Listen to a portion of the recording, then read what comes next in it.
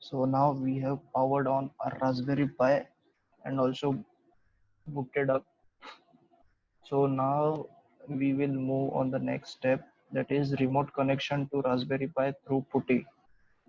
So basically we will take the Raspberry Pi console through a software called PuTTY. So before this step, I want to tell you one thing, that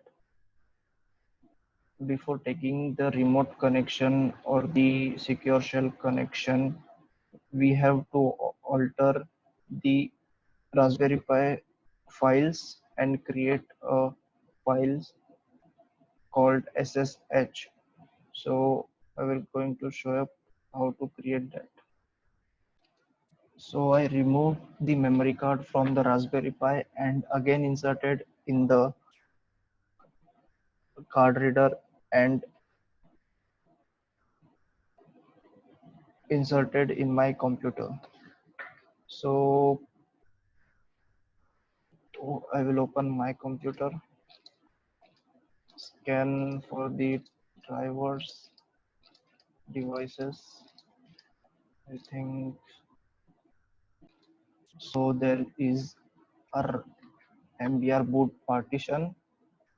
So we have to just open it. So here you can see all the operating system files are here, kernel files here.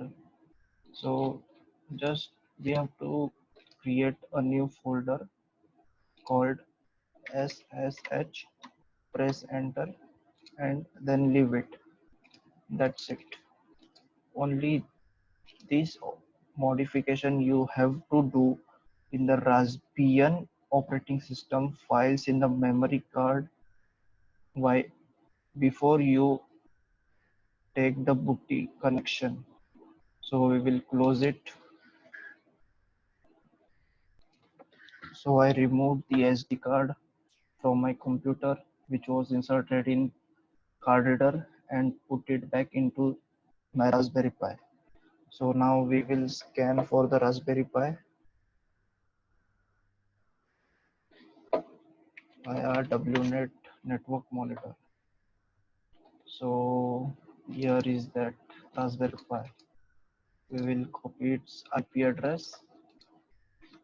So PuTTY is a software which give access to the console of the IP address or the devices you will put here.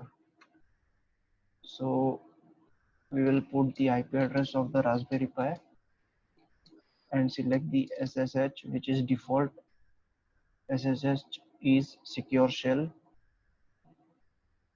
works on port 22. So we will just open it. Yeah, the server host key is not cached in the registry. You have no guarantee that the server is the computer you think it, but we know it is our Raspberry Pi. So we have to click yes. The default ID is Pi and the password is Raspberry, and boom, we are into the Raspberry Pi console.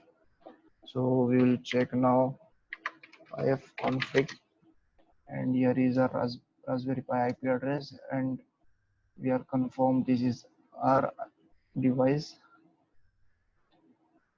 So this was the accessing console of the Raspberry Pi. So this was the accessing console. So this was the procedure to access the console of Raspberry Pi. So now we are going to see how will we access the GUI of Raspberry Pi from PuTTY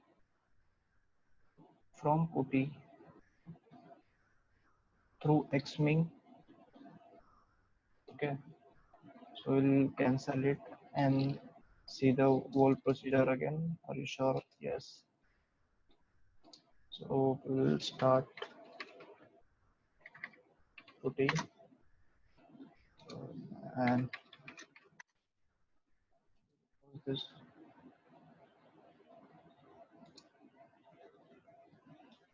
So we will paste here the IP address of the Raspberry Pi. Before opening the session, we will click on SSH and then click on X11, enable X11 forwarding, and then go to session again, click open, login as Pi, password is Raspberry.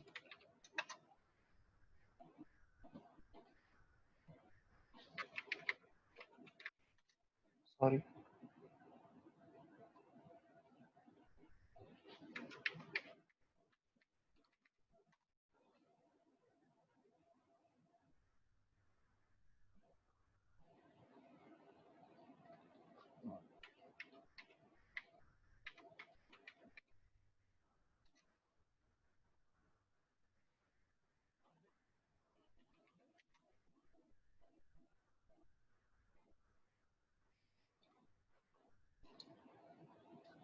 Just hold on.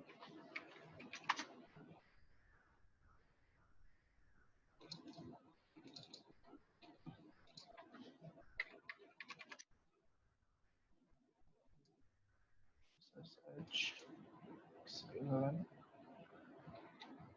Before opening the session, we will go to the Secure Shell tab, click on the plus sign, go to X11, enable X11 forwarding, come back to the session, and then open. Now login ID is Pi and the password is Raspberry. So now we have logged in into the console of Raspberry Pi and we have our Xming server running. So we don't want to exit the Xming server.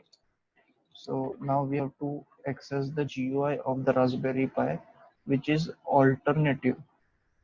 It is not the GUI of Raspberry Pi, but it is the alternative of Raspberry Pi, which we are accessing through Xming.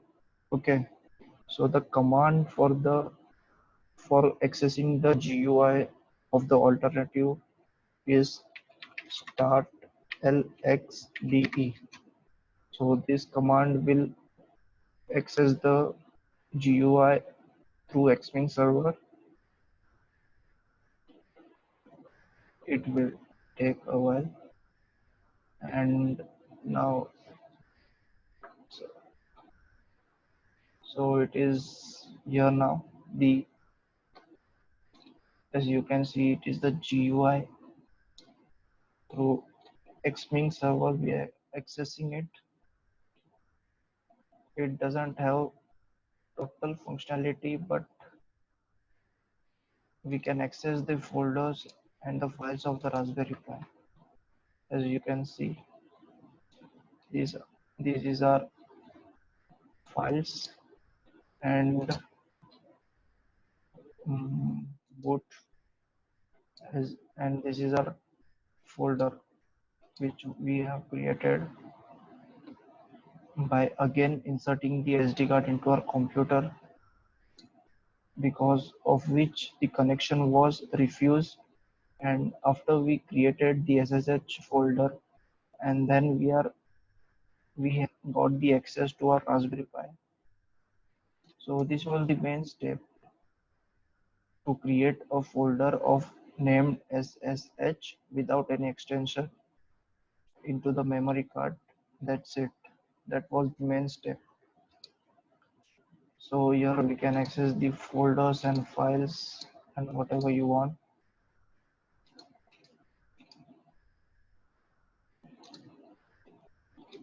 This is our time. So this was it. This was the remote connection to the Raspberry Pi through PuTTY and Xming server. So we will now look up for the next topic.